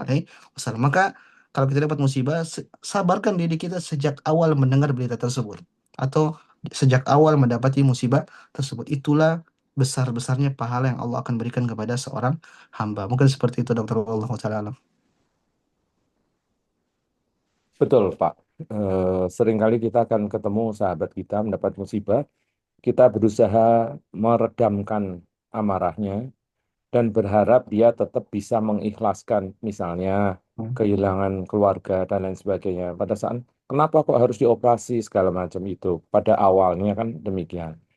Nah, apakah kalau ikhtiar kita sebagai misalnya sebagai yang menerima musibah itu, Pak, itu pada awalnya dia apa denial, menolak bahwa kenapa harus ini terjadi pada saya segala macam, tapi kan dia akhirnya bisa, itu kan berat ya Pak, untuk dari itu menjadi ikhlas tadi, itu kan cukup berat ya, bukan sabar aja sampai dia bisa ridho bahkan sampai bersyukur, itu kan berat Berat. ya. Nah, apakah itu nggak ada artinya? Maksudnya kan kita bujuk-bujuk orangnya itu bahwa bersabarlah karena ini untuk menghapus dosa dan lain sebagainya yang tadi Ustadz Ya. ceritakan. Begitu. Apakah nggak ada effortnya itu nggak ada hasilnya gitu? Enggak, Makasih. maksud maksud saya gini.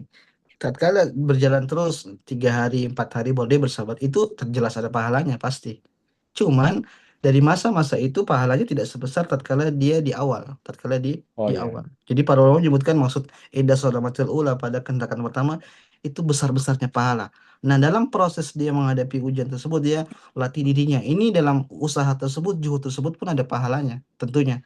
Cuman tidak sama dengan pahala kesabaran yang tatkala pertama kali dia dapat ujian kemudian dia mengatakan innalillahi wa inna ilaihi rajiun, alhamdulillah ala kulli hal. Ini pahalanya sangat besar. Makanya para ulama tatkala menjelaskan tentang kesabaran, seringnya mereka ngarahin ke situ, ke yang pertama. Tapi kalau usaha untuk berusaha menjadi sabar terus, nah ini suatu hal yang keharusan harus kita lakukan. Dan keharusan tersebut tidak tidak akhirnya tidak menafikan pahala, pasti ada pahalanya insya Allah. Tapi pahala yang paling besar ya tadi yang indah soramati ula tatkala hentakan pertama. Begitu mungkin dokter yang bisa kami jawab. Allah ya, alam. terima kasih. Eh, Benar sekali. Jazakumullah khairan, Ustadz. Eh, ini ada pertanyaan yang kedua dari Pak Lufi. Bismillah, Assalamualaikum warahmatullahi wabarakatuh. Jazakumullah khairan wa barakatuh fikum atas ilmunya yang sangat bermanfaat. Bagaimana bila sebaliknya?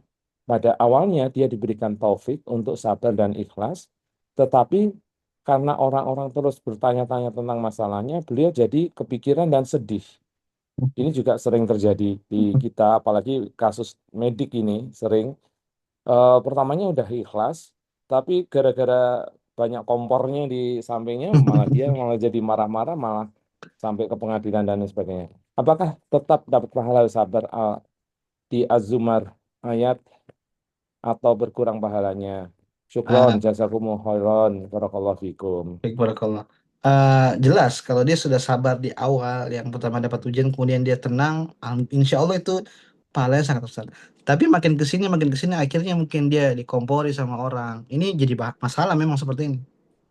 Makanya Nabi itu melarang kalau kita tuh bertakziah kalau sudah berulang-ulang itu nggak boleh. Kenapa?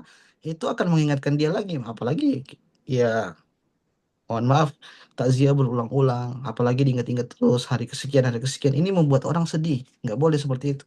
Yang tadinya mungkin dia bisa sabar, akhirnya nanti dia keingat lagi. Maka kalau akhirnya dia akan muncul keingat seperti yang tadi ditanyakan, maka dia harus lawan lagi. Dia harus apa? Lawan lagi. Tapi insya Allah selama dia bisa ngontrol dirinya, maka pahala yang pertama itu aman insya Allah. Dan dia sudah sabar di hentakan pertama ini yang paling berat, insya Allah itu akan berpahala besar dari Allah Subhanahu Wa Taala. Cuman PR dia sekarang gimana dia bisa memaintain hatinya supaya dia bisa menerima takdir tersebut terus menerus. Kenapa? Hati itu harus dijaga sampai sampai kita wafat. Maka tetap harus jaga konsisten. Kalaupun dia mungkin teringat lagi, sedih lagi, lawan lagi. Dan kita tahu hati kita kan seperti ya takallab kata para ulama itu bolak-balik. Maka kita harus berusaha jaga terus. Kalau terkadang kita sedih ya berdoa sama Allah, bersabar, minta tolong sama Allah. Mudah-mudahan Allah mudahkan seperti itu. Wallahu alam. Ya, terima kasih. Syukron jazakumullah khair wa barakatuh fikum Ustadz atas jawabannya. Ya, terima kasih. Bagus sekali. Eh, Monggo, silahkan sejawat sekalian. Kalau ada yang ingin ditanyakan, silahkan resen, boleh. Kemudian langsung berbicara dengan Ustadz atau melalui kolom chat tanya jawab di sini. Ustadz, saya agak tergelitik untuk yang dimaksudkan mengangkat derajat seseorang, Pak Ustadz. Saya sebut aja misalnya mendapat musibah. Lah dari dulu saya misalnya sebagai pekerja, katakanlah karyawan, staff.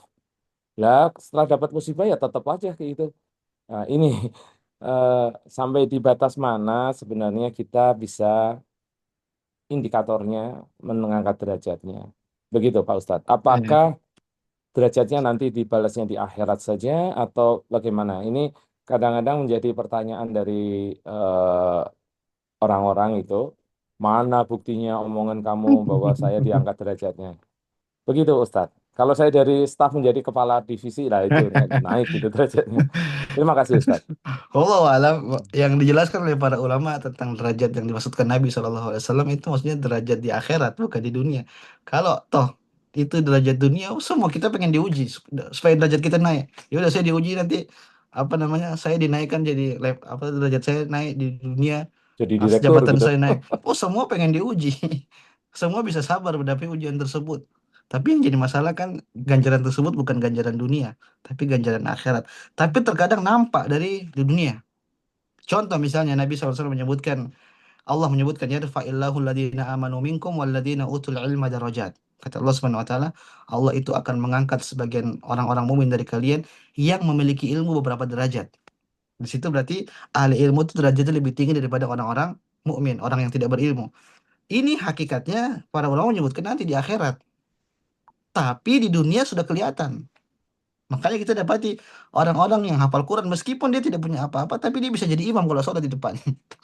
Bahkan orang-orang kaya bahkan menghargai orang-orang yang menghafal Quran yang mungkin dia tidak punya harta, tidak punya jabatan, tapi dihargai, dimuliakan sama Allah Subhanahu wa taala. Maksud saya standar yang dijelaskan oleh para ulama itu akhirat, tapi terkadang nampak di dunia, tapi tidak semua orang mendapatkan hal tersebut. Ya di dunia itu cuma seperti bonus sajalah hadiah dari Allah Subhanahu wa taala, tapi yang fokus kita adalah di akhirat. Wallahu a'lam. Nah kalau misalnya dijawab, saya dapat musibah terus tapi nggak pernah jadi imam, bagaimana dong? Itu kan Ah, tandanya. ya gimana? Nggak ngapal-ngapal Quran? Nggak bisa jadi imam. Oke, baik silakan teman-teman. Kalau ada yang ingin ditanyakan lagi, silakan.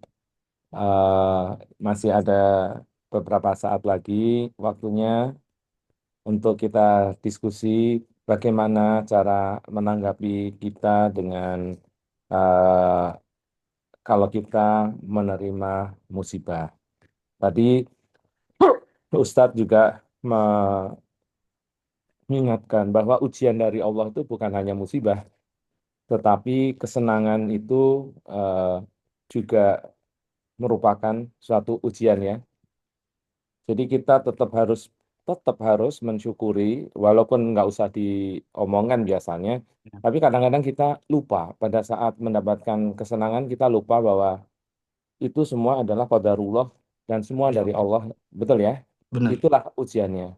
Dan mungkin malah nilainya itu lebih berat. Kita benar, disanjung-sanjung orang, ditingkatkan harta kita, itu merupakan ujian yang lebih berat daripada ujian yang berupa eh, kesusahan gitu ya. benar. Eh, oh ini ya Pak Lufi ini minta izin live. Ya, terima kasih Ibu Pak Lufi Utari. Silakan teman-teman, saya beri kesempatan sekali lagi untuk sejawat semua untuk menanyakan apabila masih ada yang ingin ditanyakan. Masih ada waktu. Silakan. Ibu Dona, silakan. Mau bertanya langsung, silakan.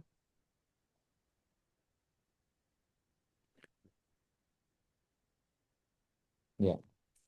Eh, tolong host, Ibu Dona ingin bertanya secara langsung. Tolong raise hand biar bisa di diklik untuk suaranya, Ibu Dona. Oke. Ya, Assalamualaikum Ustadz. Ya, Waalaikumsalam. Oke. Silakan. Silakan Bu Dona.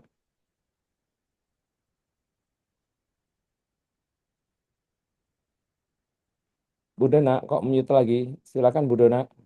Oh iya, ya, iya. Eh, mau menanyakan bagaimana yang bisa kita lakukan yang terbaik kalau misalnya kita dililit hutang dalam jumlah yang banyak dan kita itu memang masih belum ada uang gitu untuk membayar hutang-hutang itu dan kita udah mulai stres, sudah mulai pusing kayak begitu. Mohon sarannya Ustadz ya. Allah Ta'ala alam, ini memang berat masalah utang ya. Problem kita semua. Karena banyak orang, makanya Nabi SAW itu berdoa sama Allah Subhanahu Wa Ta'ala untuk dijauhi dari yang namanya perbuatan utang. Maka dalam syariat Islam utang itu boleh, tapi tidak boleh dimudah-mudahkan. Artinya kalau kita lagi butuh itu yang halal yang boleh kita lakukan, kita mengamalnya. Tapi kalau terkadang kita tidak sedang butuh, tapi kan hanya mungkin pengen hal-hal yang kita inginkan tapi tidak butuh, kita berhutang, maka ini yang jadi masalah. Terus gimana kalau kita punya hutang terus kita harus membayar dan sangat besar dan mungkin kita tidak bisa bayar sampai sekarang, maka anjuran saya bertakwa sama Allah Subhanahu wa taala dan berusaha apa namanya ikhtiar supaya bisa apapun yang kita bisa cicilkan bayarkan. Itu bentuk keseriusan kita untuk membayar hutang. Ada orang punya hutang, misalnya 100 juta misalnya, tapi dia tidak bisa bayar semuanya, maka dia bisa cicil untuk sebulan mungkin 500 yang dia dapat, ya kasih aja.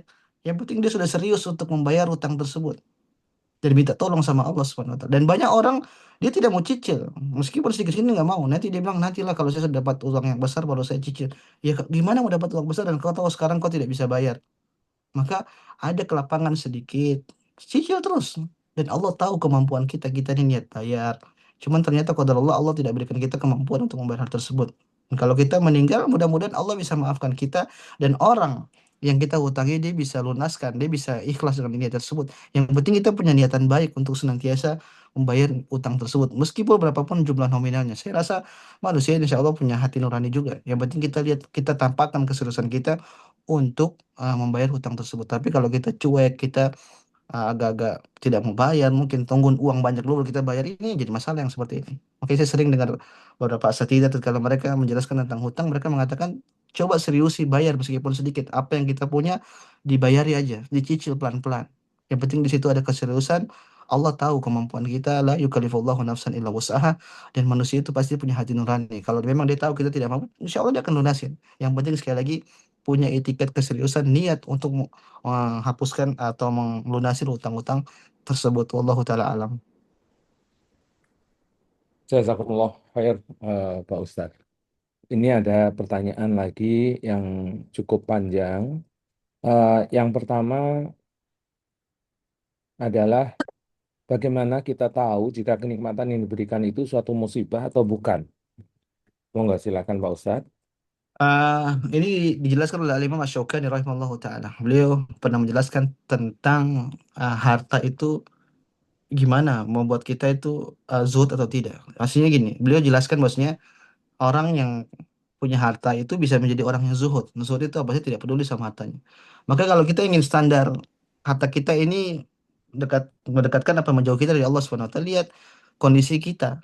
Kalau harta tersebut akhirnya membuat kita jauh dari Allah, berarti ini musibah. Kita harus membenarkan hati kita. Tapi kalau harta tersebut akhirnya membuat kita semakin dekat sama Allah SWT, kita semakin banyak bersedekah, kita semakin pergi banyak umroh, pergi haji, maka ini berarti harta tersebut membuat kita semakin taat kepada Allah Subhanahu wa taala. Maka standarnya dari kita sendiri. Kalau kita lihat kita semakin jauh dari Allah, maka ini bahaya, ini masalah. Berarti harta ini berarti ujian dari Allah SWT, musibah. Tapi kalau harta tersebut membuatkan kita semakin dekat sama Allah Subhanahu wa taala, itu adalah kenikmatan yang harus kita syukuri kepada Allah Subhanahu wa taala. Allahu a'lam. Makanya saya tambah lagi konsep bersyukur oleh Nabi SAW itu adalah beribadah. Kita dapat harta, dapat kelapangan, kita katakan saya bersyukur tapi tidak beribadah, ya itu namanya mohon maaf omon-omon. Yang benar punya diberikan kelapangan bersyukur itu dengan ibadah. Makanya Nabi SAW kalau sholat itu kakinya sampai pecah-pecah, kakinya sampai bengkak-bengkak.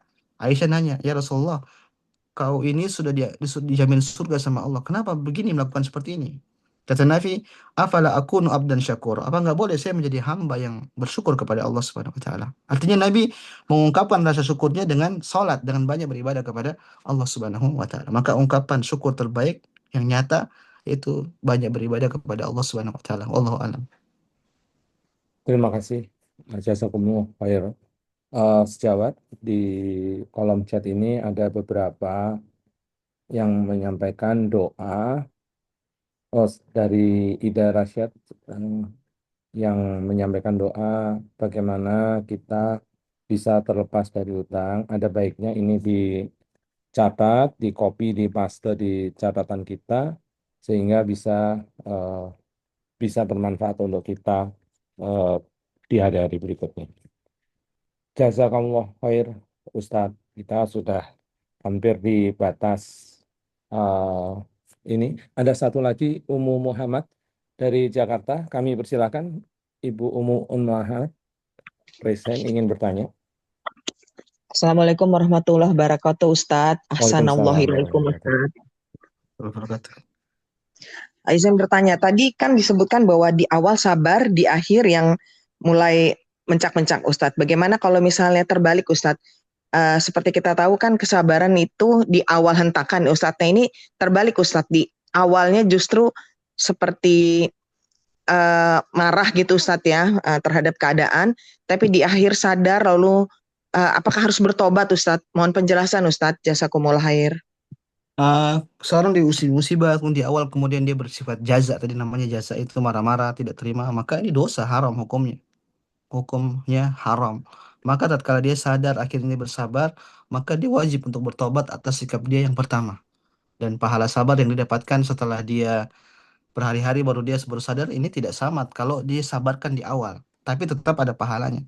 Tapi ya pahala urusan kita serahkan kepada Allah Subhanahu wa taala. Intinya berpahala, dan kewajiban dia harus bertobat atas apa yang dilakukan sebelumnya. Kenapa? Itu perbuatan haram, sikap yang tidak boleh dilakukan oleh seorang mukmin. Makanya tadi Nabi tegas, laisa minna, bukan dari golongan kami. Man darabal hudud wa syaqqal juyub. Orang yang mukul-mukul pipinya dan merobek-robek bajunya. Artinya ini bentuk sikap ketidakterimaan dengan takdir Allah Subhanahu wa taala. Tatkala ada orang seperti itu di awal-awal, kemudian hari kedua, hari ketiga dia sadar akhirnya oh yang saya perbuat ini salah, maka tetap dia bertobat kepada Allah Subhanahu wa taala dan dia bersabar. Pahalanya serahkan sama Allah Subhanahu wa taala. Tapi kalau kita bicara tentang pahala lebih besar tatkala sabar dihentakan pertama. Wallahu taala alam. Ya, terima kasih. Umu Muhammad, bagaimana? Apakah ada yang ingin ditanyakan lagi? Silakan. Umu Muhammad. Alhamdulillah sudah cukup host. Jazakumullah khairan host. Ya, terima kasih. Assalamualaikum warahmatullahi wabarakatuh. Baik, secara semua ini hampir berakhir waktunya. Apakah ada yang ingin ditanyakan lagi? Silakan. Bisa raise hand, bisa juga menggunakan chat. Ini ada email. Bu Inel, dipersilakan. Silakan unmute Bu Inel.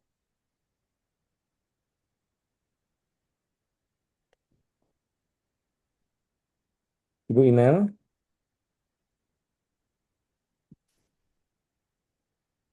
silakan Bu Inel.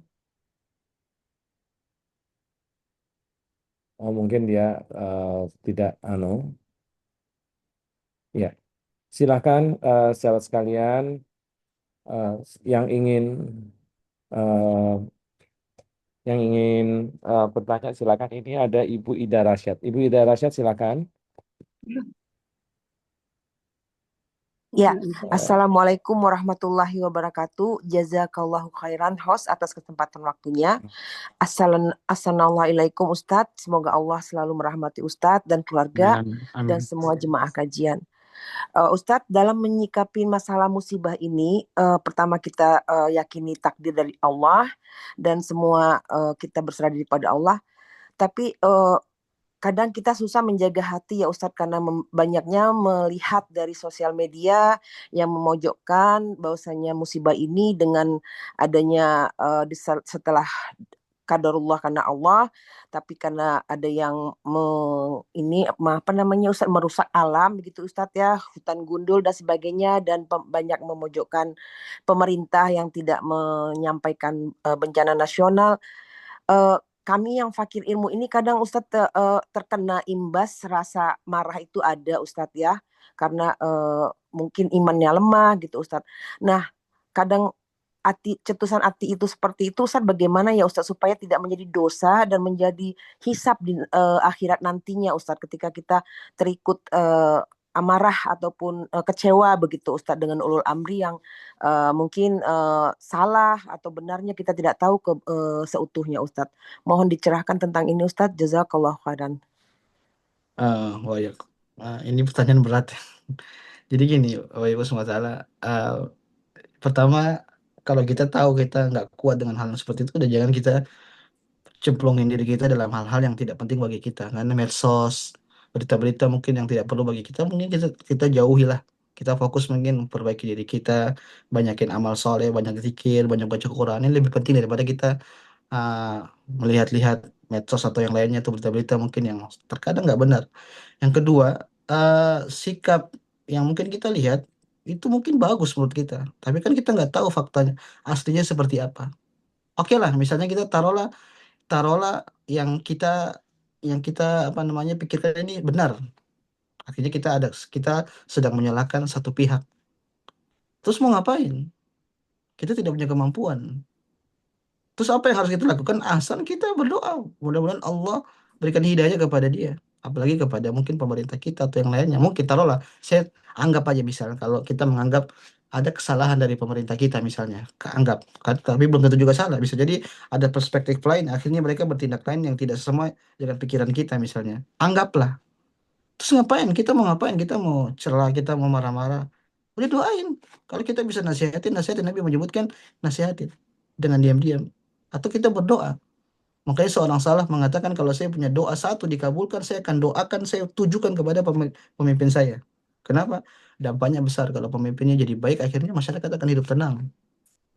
Maka saran saya kita berdoa kepada orang-orang yang mungkin kita anggap salah, kita berdoa mudah-mudahan mereka mendapatkan hidayah dari Allah Subhanahu wa taala. Lihat, Imam Ahmad rahimahullah taala. Imam Ahmad itu pernah dizalimi. Beliau dicambuk, di penjara bertahun-tahun. Makanya disebutkan mihnah, dapat ujian yang sangat besar. Tapi tatkala beliau keluar dari penjara, beliau mengatakan, saya maafkan semua orang yang dolimi saya. Padahal ini kedoliman secara langsung. Apa kata murid-muridnya Imam Ahmad? Kenapa kau maafin mereka? Kata Imam Ahmad, "Madza yanfa'uka an yu'adzaba akhukal muslim bisababik." Apa manfaatnya kalau saudaramu sesama muslim akhirnya diadab karena Allah gara-gara dia dolimi engkau? Saya ulang, ini kedoliman langsung mengenai Imam Ahmad. Tapi Imam Ahmad maafkan. Apa alasan Imam Ahmad? Imam Ahmad mengatakan gini, apa manfaatnya kalau nanti saya lihat orang ini di hari kiamat diadab? Apa? Masa saya senang? Enggak lah, nggak ada manfaatnya. Mending saya doain, saya sabar, saya dapat pahala besar. Apalagi ini kita bicara tentang suatu hal yang tidak langsung kena kita, mungkin kena saudara-saudara kita jelas, tapi tidak langsung kepada kita. Maka yang terbaik ya kalau memang benar-benar salah ya bisa di di diangkat. Tapi kan Allah alam yang terbaik mungkin sebagai seorang muslim yang saya tidak tahu mana yang benar mana yang salah. Maka kita tetap husnudzon, kita berdoa kepada Allah Subhanahu wa taala, mudah-mudahan orang-orang yang bersalah-salah itu mereka bisa mendapatkan hidayah dari Allah Subhanahu wa taala. Itu yang terbaik Allah Amin. taala alam. Ya, jazakumullah khairan, Ustadz. Betul ya. Jadi jangan mudah kita terpancing fitnah. Kalau setidaknya eh, gibah yang nanti malah akan menjerumuskan kita dan itu membuat hati kita menjadi was-was gitu ya, Pak Ustadz. Netizen kan banyak yang bersimpang siur, ini malah menjadi gibah yang belum tentu benar. Kalaupun benar, ya itu jatuhnya gibah. Kalau itu tidak benar, malah itu menjadi suatu hal fitnah kan. Malah jelas dosa kalau itu. Tadi ada Ibu Inel. Bu Inel, silakan kalau tadi ingin bertanya. Bu Inel. Baik, ya baik, baik. Assalamualaikum warahmatullahi wabarakatuh. Assalamualaikum. Waalaikumsalam warahmatullahi wabarakatuh. Begini Pak Ustadz, saya mau tanya mengenai sabar tadi Pak Ustadz. Eh, Kejadiannya bulan Agustus nih di keluarga saudara ipar saya lah gitu. Jadi eh, ada musibah. Awalnya dia sabar dengan kejadian itu, tapi setelah melihat eh, efek dari musibah itu ternyata besar. Akhirnya mereka apa ya, mereka tuh tidak bertegur sapa sampai sekarang Pak Ustadz. Apakah sabar di awalnya itu ada manfaatnya bagi dia? Terima kasih Pak Ustadz. Assalamualaikum warahmatullahi wabarakatuh. Allah, Waalaikumsalam warahmatullahi wabarakatuh. Waalaikumsalam. Eh, sama pertanyaan mirip yang tadi ya, tapi gini Bapak Ibu, Nabi pernah menyebutkan innamal a'malu bil khawatim. Sesungguhnya amalan itu tergantung akhirnya. Tergantung apa? Akhirnya. Maka kita diperintahkan oleh Nabi SAW untuk istiqomah. Fastaqim kama umir, kata Allah Subhanahu wa taala. Istiqomahlah kalian sebagaimana engkau diperintahkan. Berarti idealnya kita tuh harus nantiasa dalam ketaatan kepada Allah Subhanahu wa taala. Maka percuma kalau tuh di awal kita baik, di akhirnya kita buruk. Itu namanya suul khatimah. Nggak ada. Makanya hasil itu kan di akhir, bukan di awal. Percuma kita di awal baik, baik, baik, di akhir kita buruk, ini jadi masalah. Maka Nabi punya menyebutkan ada orang inna ahadakum la ya'malu bi amali ahli jannah hatta ma yakunu bainahu wa bainaha illa dira' fayasbiqu alaihi alkitab fayamalu bi amali ahli nar fayadkhuluha. Ada orang-orang yang dia itu melakukan amalan penghuni surga, artinya amalan baik. Tapi di akhir ujungnya sampai-sampai dia dekat sama surga, dekat banget. Tapi di akhir kehidupan dia, akhirnya dia beramal dengan amalan penghuni neraka. Akhirnya dia mati dalam keadaan suul khatimah, masuk neraka jahanam. Ini yang kita khawatirkan seperti ini. Maka tugas kita, apapun yang terjadi, anggaplah musibah yang pertama tadi dia sabar. Akhirnya dia jalani sabar-sabar, tahu-tahu dia dapat efek yang sangat besar. Berarti ini musibah lagi, anggap aja begitu. Jangan disatukan dengan musibah sebelumnya. Anggap aja ini musibah sini, berarti saya harus sabar lagi. Nah, begitu. Supaya kita bisa menjalani hal tersebut dengan keistiqomahan dalam ketaatan sabar kepada Allah Subhanahu wa taala. Nantinya saya ingin sampaikan istiqomah itu penting. Percuma kita sabar di awal tapi di akhir kita tidak sabar. Ya, ini percuma. Mending kita sabar terus seperti itu. Ya, jamaah ini cuma teori saja. Kita semua diuji sama Allah SWT. Kita hanya bisa berusaha untuk menjadi orang yang bersabar. Tapi masing-masing punya ujian berat, maka hanya sekedar teori. Mudah-mudahan kita bisa praktekkan. Allah mudahkan untuk kita bisa menjadi orang yang bersabar. Allahu a'lam. Terima kasih, jazakumullah khairan, Pak Ustadz. Saya agak tergelitik dengan sabar tadi ya, Pak Ustadz. Kalau ini bencana alam, ya memang itu dari Allah semuanya ya. Kalau ini kejadian dari manusia, kasusnya misalnya penipuan ya, apakah misalnya seseorang atau keluarga kita itu ditipu, terus kemudian kita memperjuangkan itu ke pihak yang berwajib, memperjuangkan hak kita supaya eh, ya pokoknya menuntut secara hukum, itu bukan bersabar, Pak. Apa bedanya antara ya sudahlah dengan bersabar itu dengan menuntut secara hukum? Secara hukum dia memang ini jelas ditipu. Apapun cara, apapun bentuknya ini suatu penipuan, terus kemudian pada awalnya dia ya sudahlah, tapi akhirnya ya nggak bener dong kalau pakai gitu, terus dia mengajukan proses ke polisi, ke pokoknya secara hukum. Terima kasih Ustaz. Allah Ta'ala alam, itu orang yang melakukan seperti itu tidak menafikan kesabaran, tidak menafikan apa tidak menafikan kesabaran yang dia alami, enggak. Itu urusan lain. Jadi bukan sabar akhirnya ada orang buat zalim sama kita, kita diam-diam aja gitu. Enggak, justru terkadang kita wajib untuk berbuat berbuat apa namanya menghakimi dia. Terkadang wajib. Tapi yang terbaik misalnya kalau ada orang berbuat zalim sama kita, kita tahu nih orang orang ini baik sebenarnya. Cuma mungkin dia ada suatu hal akhirnya dia berusaha nipu kita, ya kita maafin. Ini pahalanya besar. Tapi terkadang kita bahkan wajib harus melakukan orang ini. Kenapa harus dikasih pelajaran? Dan ini tidak menafikan kesabaran kita. Kesabaran itu maksudnya kita menahan diri kita untuk bisa menerima takdir Allah Subhanahu wa taala. Nah, takdir Allah membuat hak kita ketipu, saya juga akan mengejar takdir Allah supaya orang ini dihukum. Jadi itu tidak menafikan kesabaran dalam diri kita. Tidak sabar itu maksudnya akhirnya kita marah-marah, kita mencak-mencak, tidak terima sama apa yang takdir yang Allah berikan kepada kita. Tidak, ini kita sabar, tapi kau harus kita laporkan supaya kau dimasukin penjara. Ini bukan bukan suatu hal yang menafikan kesabaran. Mungkin seperti itu Pak, Allahu a'lam. Ya, terima kasih. Terima kasih jazakumullah khair, Pak Ustadz. Ini karena waktu juga kita